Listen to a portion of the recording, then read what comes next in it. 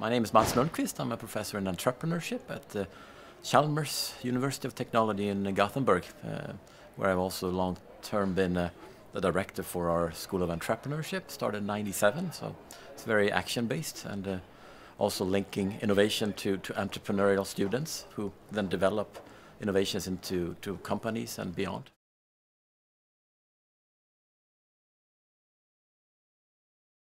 Well, I think many of us who are into entrepreneurship, we come more from a practice point of view. We have studied it in the field. We might even be entrepreneurial ourselves. So when we go towards education, I think we then meet the whole world of pedagogy and didactics and how to actually package this fluent thing into courses. So this one challenge, of course, is that we're young in a field and we need to figure out how to connect to centuries of teaching and that side of the school.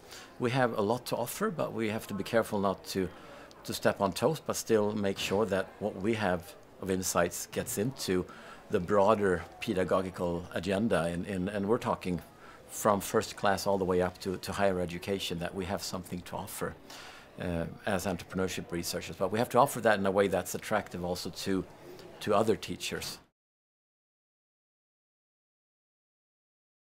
Well, in a lot of ways, I think we can.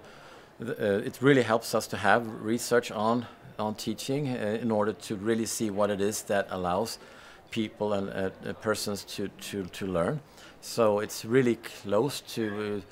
It's almost like if you're doing heart surgery, you need to actually do research on how that is done. Same thing with entrepreneurship. You need to have research to follow the actual process of someone becoming an entrepreneur, and by understanding that more, we can really improve not just entrepreneurship education, but I think add entrepreneurial aspects into also other courses and other programs.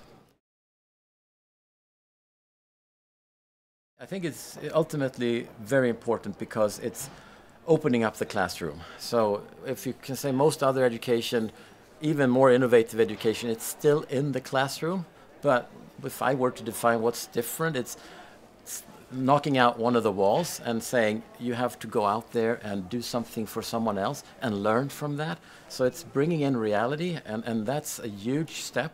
Since the 1800s, the school system has been about actually having the students in the classroom, and it's still very much that way. But our movement is actually saying, hey, you can learn from getting out of the classroom. There's still a role for the classroom, but you have to at least knock one wall down. That's what would be my way of putting it.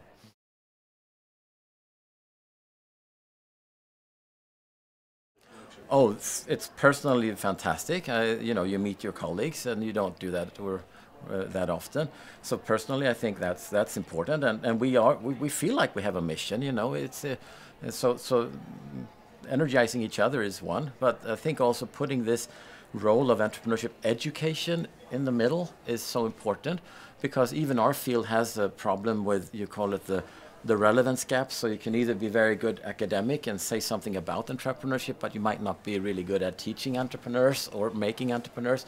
But we who are in this interface, being actually action-based teachers, we are trying to bring the two sides, the reality side but also the academic side, together, and that's why I enjoy this much. And I think that's important also for our field, that there is a prize to show this connection of the practice side and the research side, which I think you get here.